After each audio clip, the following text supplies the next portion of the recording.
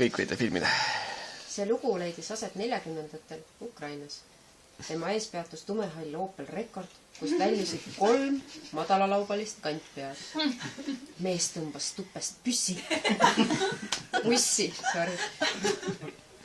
Äkitselt jooksis neist mööda koer, kes oli juba teadmiseks võtnud, et hallikat jänest võib taga ajada.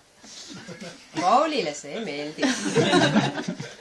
Paul, kes oli väga arusaav inimene, ei arvanud Luisast tema kohmakuse pärast halvasti.